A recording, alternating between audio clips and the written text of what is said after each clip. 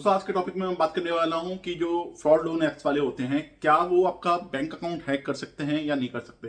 क्या वो आपके बैंक अकाउंट के अंदर कोई अनऑथराइज ट्रांजैक्शन कर सकते हैं। क्या इतना परमिशन होती है उनको, या फिर जब वो आपके साथ फ्रॉड करते हैं तो क्या आपके बैंक का एक्सेस उनके पास जाता है। अगर आपने फोन में अपनी कोई बैंकिंग एप्लीकेशन डाल रखी है और आपने जो है फ्रॉड ऐप इंस्टॉल करते हुए आपने अलाउ एक्सेस कर दिया है, तो क्या बैंकिंग एप्लीकेशन जो आपके फोन में होगी उसका भी एक्सेस उनके पास चला जाएगा, या उसके यूजर आईडी और क्रेडेंशियल्स हैं, जो यूजर आईडी और पासवर्ड है उसमें मोबाइल बैंकिंग के, वो भी क्या उनके पास चले जाएंगे। तो आज मैं इसी के बारे में बात करूंगा, जिसमें मैं आपको सारा डिटेल में बताऊंगा कि ये पॉसिबल है या नहीं है। तो शुरू करते हैं वीडियो। मेरा नाम है आशीष, आप देख रहे हो आशीष टॉक। अगर आपने चैनल को अभी तक सब्सक्राइब नहीं करा तो सब्सक्राइब कर लेना, क्योंकि यहाँ पर आपको ऐसी हेल्पफुल वीडियोस मिलती रहती हैं।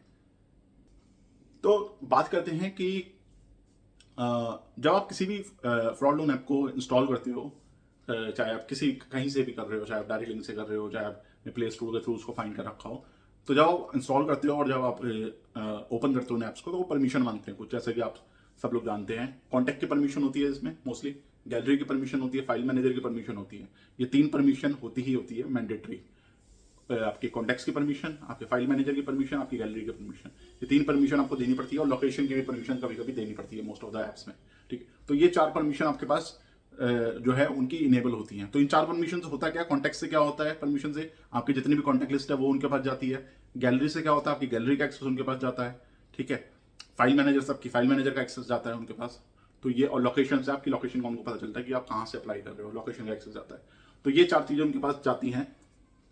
अब रही बात आपकी यहाँ पे कि आपका जो बैंकिंग ऐप है, वो बैंकिंग ऐप एक सिक्योर ऐप है, जिसमें एक यूजर आईडी और पासवर्ड है। वो बैंकिंग ऐप ऐसे खुलेगा नहीं जब तक उसका किसी, चलो मान लिया मैंने एक टाइम का एक्सेस चला भी गया, आपने वैसे एक्सेस दिया नहीं है, लेकिन अगर आपका फोन का एक्सेस चला भी गया तो भी बिना यूजर आईडी पासवर्ड के वो बैंकिंग के ऐप जो है क्रेडेंशियल, बिना यूजर आईडी पासवर्ड डाले हुए वो बैंकिंग ऐप ओपन ही नहीं हो सकता।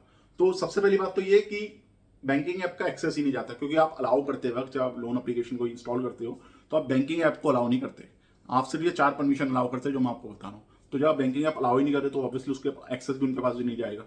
ठीक है, तो ये इस तरीके से फोन के थ्रू तो एक्सेस नहीं जाएगा। ये तो एक सबसे पहली बात कि अगर आप सोच रहे हो कि ऐसे एक्सेस चला जाएगा तो फोन के थ्रू नहीं जाएगा। दूसरा, कुछ लोग ये कहते हैं कि जी हमने ट्रांजेक्शन कर दी थी गलती से, उनको हमें पता नहीं था कि फ्रॉड लोन ऐप्स के पैसे नहीं बनने होते और हमने उनको पे कर दिया। तो पे करते हुए उनके पास हमारे बैंक की डिटेल गई होंगी, किस बैंक से हमने ट्रांजेक्शन करी है, तो क्या उसको यूज करके वो कोई अनऑथराइज्ड ट्रांजेक्शन कर सकते हैं? तो बिल्कुल नहीं कर सकते। सिर्फ अगर उनके पास आपका अकाउंट नंबर चला गया या IFSC कोड चला गया, बैंक का नाम चला गया, तो भी कुछ होगा नहीं उससे, जब तक आप कोई OTP वेरीफाई नहीं करोगे, जब तक आप ऑथराइज नहीं करोगे उस ट्रांजेक्शन को, तब तक कुछ नहीं हो सकता। ऑनलाइन भी वो ट्रांजेक्शन नहीं कर सकते, आपका बैंक का अकाउंट नंबर वगैरह यूज करके भी कोई ट्रांजेक्शन नहीं कर सकते हो जब तक आप OTP वेरीफाई नहीं करोगे। या तो वो कोई आपको अनऑथराइज लिंक भेजें और वहां पे वो आपको कहें कि आप अपने बैंक को ऑथराइज कर दो, तो वहां पे आप फंस सकते हो, जब तक आप देखोगे नहीं कि कोई एक सिक्योर गेटवे है जिसके थ्रू वो करवा रहे हैं ऑथराइज। तो आपने किसी भी अनऑथराइज लिंक पर तो बिल्कुल क्लिक नहीं करना है, बैंक के लिए जो स्पेशली आता है। पहले प्रॉपर जांच करनी है कि वो किस चीज का, उसके बाद क्लिक करना है। तो बिना OTP, बिना बैंक को ऑथराइज करे, अगर उनके पास आपका बैंक अकाउंट नंबर बाकी चीज भी है तो भी वो कुछ नहीं कर सकते जब तक आप OTP नहीं दोगे या आप ऑथराइज नहीं करोगे अपने बैंक को उनके पास, तब तक कुछ नहीं होगा। तब तक तो ऐसी कोई टेंशन लेने वाली बात नहीं कि अगर आपने उनको ट्रांजेक्शन कर दी तो आपके बैंक का बैलेंस उनके पास चला जाएगा, या वो कुछ फ्रॉड कर सकते हैं या दोबारा पैसे अपने आप डेबिट कर सकते हैं। तो ऐसा कुछ नहीं होगा। वो तभी होता है जब ई मैंडेट आपने लगाया हो। ई मैंडेट के केस में होता है। वो जो फ्रॉड लोन ऐप्स वाले होते हैं वो ई मैंडेट कभी नहीं लगाते, वो बस लोन क्रिएट कर देते हैं और आपको पे करने के लिए कहते हैं।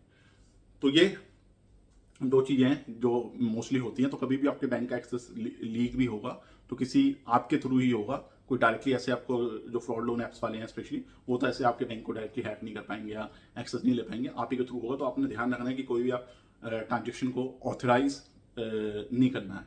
और बैंक ऐप्स का भी एक्सेस, मैंने जैसे आपको बताया कि बैंक ऐप्स का एक्सेस भी ऐसे जाएगा नहीं जब तक कि आप कोई यूजर आईडी पासवर्ड अपना किसी को प्रोवाइड नहीं करेंगे सीधा कि ये मेरे यूजर आईडी और पासवर्ड है। तो तब तक कोई दिक्कत होने वाली बात नहीं है, चाहे आपका बैंक अकाउंट किसी भी बैंक में हो तो कोई टेंशन लेने वाली बात नहीं है। आपकी बैंक डिटेल सेफ है, आपका बैंक सेफ है, आपके बैंक में जो पैसे पड़े वो भी सेफ है।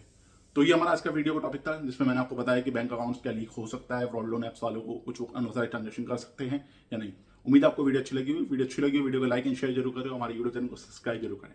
मिलते हैं नेक्स्ट वीडियो में एक और नए टॉपिक के साथ।